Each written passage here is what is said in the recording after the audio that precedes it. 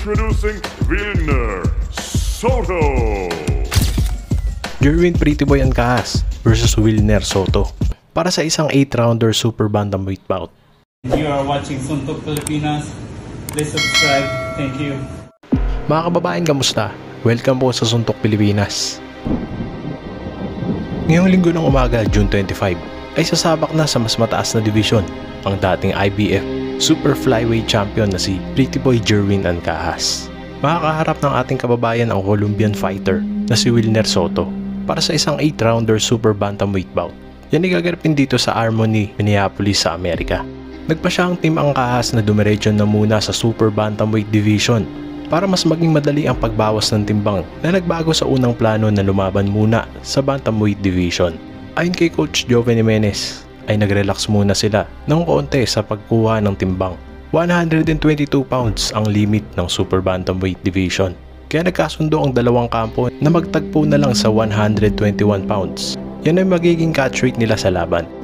Matapos ang isang dekada na pagpipiga ng timbang sa super flyweight ay mas magiging maganda ang kondisyon ni Jerwin Ancahas sa bagong timbang. Dahil kadalasan, bago ang araw ng laban ni Jerwin Ancahas ay hindi ito kumakain. Pero ngayon, nagagawa na niya ito. Bagamat hirap si Jerwin Ancahas sa kanyang timbang noon, naging impresibo naman ang kanyang iniwanan sa super flyweight division. Dahil magmula noong 2016, nadepensahan niya ito ng 6 na taon at 9 na beses na idepensa ang titulo. Kaya ito na nga bang simula para masaksihan muli natin ang nakasanayan nating Jerwin Ancahas na maihahalin tulad noon sa dating batang Manny Pacquiao na mayroong magandang footwork, mahusay na setup ng left straight at matutulis na right jab. At ayon pa kay Pretty Boy Jerwin Ancahas, kung bago ang laban niya sa super flyweight noon ay hindi siya nagsasalita at naglalakad. Ngunit ngayon ay pangiting-ngiti na lamang siya dahil mas nakukuha niya ng madali ang timbang.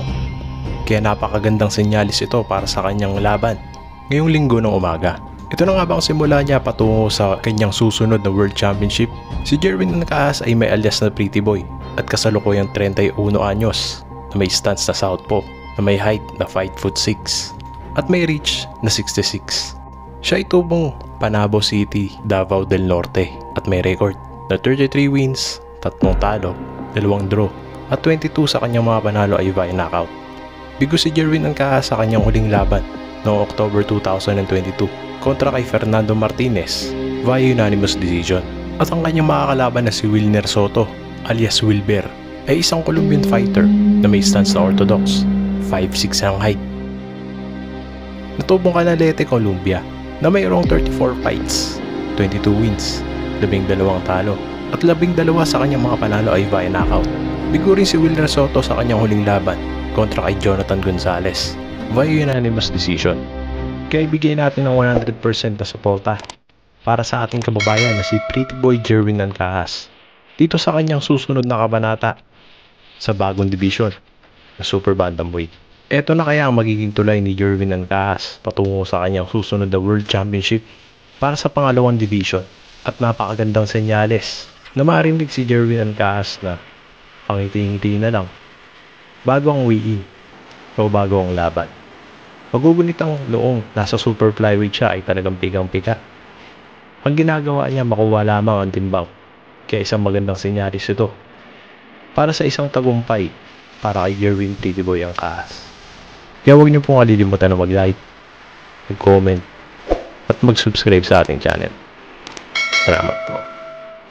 8 rounds in the super bantamweight division. Wilner Soto taking on Jerwin Pretty Boy Ancahas.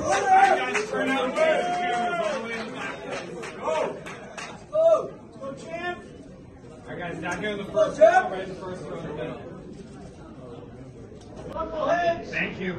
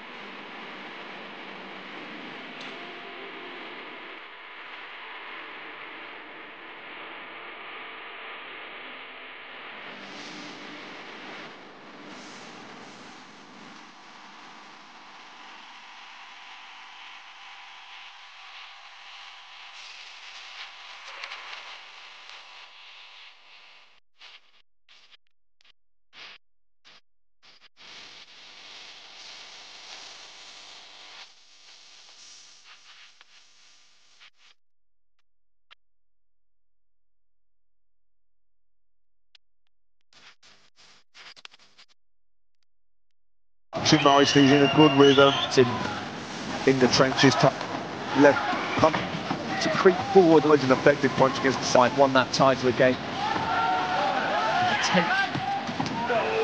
They feel that they're in knockout. Surely Hassan's not done as much of that in range.